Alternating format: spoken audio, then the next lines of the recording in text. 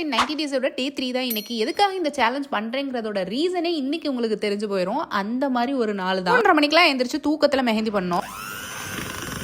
6 மணிக்கெலாம் நம்ம கிளம்பி கிளைண்ட் வீட்டுக்கு போகணும். சூரியனே வரலனாலும் பரவாயில்ல, நான் சன்ஸ்கிரீன் போட்டே திருவேன்னு சொல்லிட்டு பண்ணிட்டு பிரேக்ஃபாஸ்ட்டையும் நான் கையோட எடுத்துகிட்டே போயிட்டேன். 6 மணிக்கெலாம் நம்மளை கூப்பிட்ற கார் வந்துருச்சு. அங்கே போய் பார்த்தா தான் நமக்கு ஃபன் பண்ணுறதுக்காக ஒரு பார்ட்டி உட்காந்துருந்தாங்க.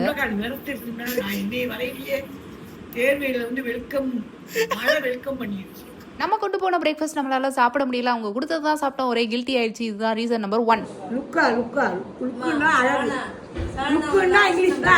பார்ட்டியோட ஃபன்லாம் நல்லா தான் இருந்துச்சு. அன்டில் மேட்ரிமோனியில் அப்ளை பண்ணிடுவோமான்னு கேட்குற வரைக்கும் இவங்க சவகாசமே வேணான்னு ஓடி வந்துட்டேன் நெக்ஸ்ட் கிளைண்ட் வீட்டுக்கு. இவங்க வீட்டில் போன உடனே சாப்பிட்டாச்சு. அது வரைக்கும் ஓகே தான். அதுக்கப்புறம் 5 நிமிஷத்துக்கு ஒரு தடவை எதையாவது கொடுத்து சாப்பிட்றியான்னு கேட்டாங்க. நானும் எவ்வளோ தூரத்துக்கு தான் மனசை கண்ட்ரோல் பண்ணி வேணான்னு சொல்றது. நானும் மனுஷி தான். குலாப் ஜாமுன், கிட்கேட், டோனட்னு எல்லாத்தையும் அவாய்ட் பண்ணிட்டான். அந்த ஐஸ்கிரீம் மட்டும் என்னால் அவாய்ட் பண்ண முடியல. டின்னருக்கு 2 இட்லி சாப்பிட்டேன். நம்மளோட ஒர்க் வந்து 12 மணி வரைக்கும் கண்டினியூ ஆனனால இந்த மைலோ ஒன்று குடிச்சுக்கிட்டு, இது போக ஃபைனல் டச்சா மிட் நைட் பிரியாணி வேணுமான்னு கேட்குறாங்க.